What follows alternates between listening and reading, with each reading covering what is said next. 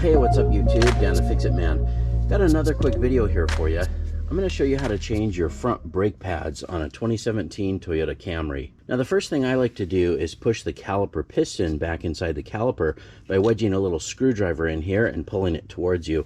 Before we push the caliper piston back in, it's a good idea to pop the hood and take a look at the master cylinder and make sure that there's enough room to push this caliper piston backwards, because you're pushing the hydraulic fluid backwards through this line up into the master cylinder, and if it's already full it will overflow. All right, so here's our master cylinder, and you can see that the fluid level is pretty high. It's near the max, but there's still quite a bit of space up here. You can also see just by looking at the side of it that the fluid is looking fairly clean, and so I'm not worried right now about changing the brake fluid. Now there's lots of ways to do this. You can pull the cap off, you can suck some of the fluid out if it's too high. Some people will also take off this cap right here and crack open this bleeder while they push the caliper piston back in once they have the caliper off, and that releases the old fluid out this way, and that's a good way to kind of cycle through your brake fluid, and that's completely fine. However you want to do it, you know, it's kind of a matter of preference. I usually just push the caliper piston back as long as there's room, which there is. And since I'm not opening the hydraulic system, or in this case I'm not allowing any air to enter in, I don't have a need to bleed the brakes. Common question I get is, do I need to bleed the brakes once I'm done with this? And as long as you don't open this or let any air get into the system, you don't have to. This is just a standard flathead screwdriver, and this helps if you have the brakes turned towards you. So in this case, when you do the driver's side, I turn the wheel to the left and just wedge it in here and just pull that towards you. And you can see the caliper sliding along these slide pins. And sometimes I'll reposition the screwdriver. In this case, I'm also putting it right in between the pad and the rotor, but you can also just wedge on the rotor to get it started. But now you can see we've got room in there for the new pad material. Now we can loosen and remove these two caliper slide pin bolts, and those are 14mm. You can use a socket, a wrench. When you do go to loosen this, a lot of times this part of the slide pin will spin, and that's a 17mm open end wrench. If we need to do that, we can put a wrench on that. I'm just going to try to use this little Milwaukee impact. This is the 2960 3/8 drive. It's come in pretty handy for stuff like this. That's what those look like.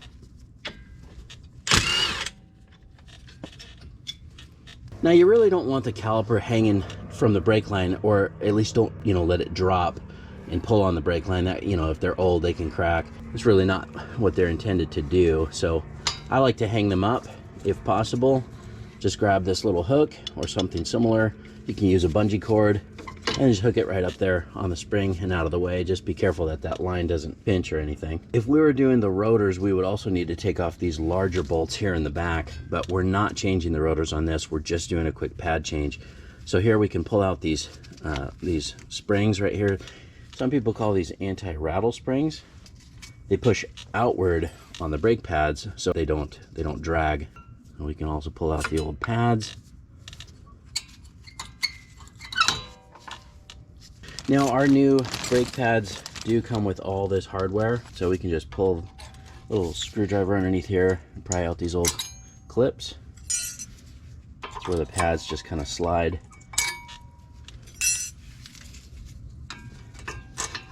They hold the pads in place, but it also allows the pad to move along here. You can see where it's been moving, and they do wear, so it's a good idea to change them especially if they come in the kit. We're also going to pull out the slide pins here and clean them and re-grease them. It's important that you use the correct type of grease. If you use regular grease, they'll get bound up. Kind of pull back on the boot there and twist and slide these out like so. And then we'll just wipe them off. Sometimes I'll put them in once or twice just to try to get more of that old grease out of there. And this is the type of grease that I use. It's called Sil Glyde by AGS. Just takes a little bit like that. Just kind of use the clean part of my glove to smooth that around.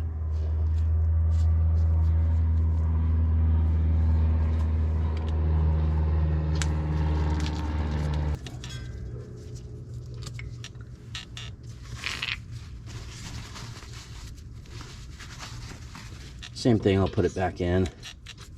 Try to get some more of that old grease out. A little bit of new grease there. You can see the slide pins are different also. This one does not have that little rubber ring around the end of it like the bottom one did.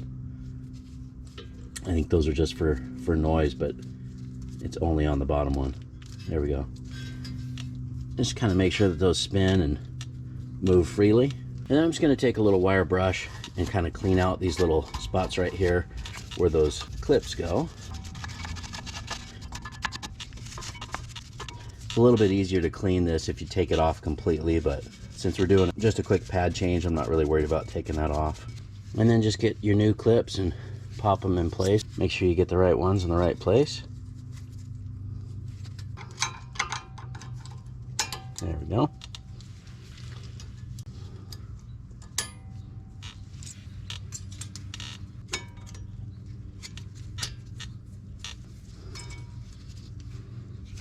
All right, now here's our new pads. And if you saw on the old one, they had these little clips that kind of help hold it in place, and they were on the top on both sides. So we're just going to do the exact same. So these really are your little squealers. Sometimes they come attached to the pad or riveted on. Sometimes you have to put them on like these. There we go. And really what that does, it kind of holds the pad in place, but it's also an indicator when the pad material wears down. This will start scratching on the rotor, and it tells you that it's time to change them. They have them on the top side of both pads.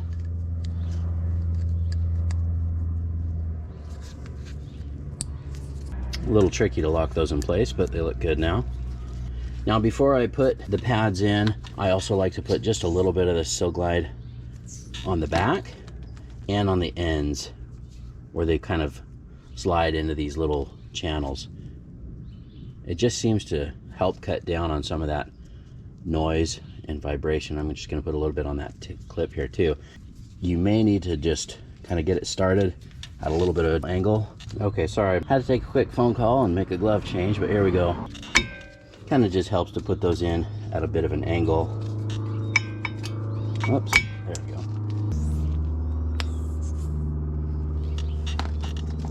Same with the outside pad, just a quick little thin layer of this grease.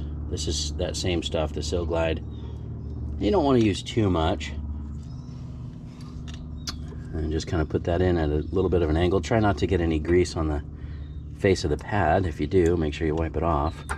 And make sure that that spring fits underneath that little clip like that. And we're in.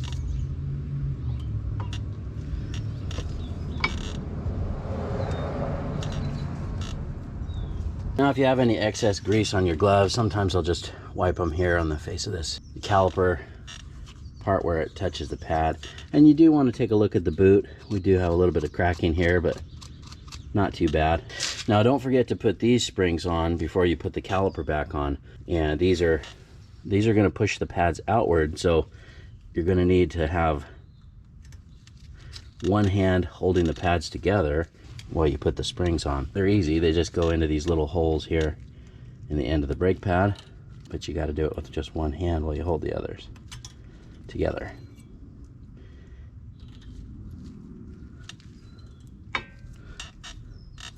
And you should see it kind of want to push it outward.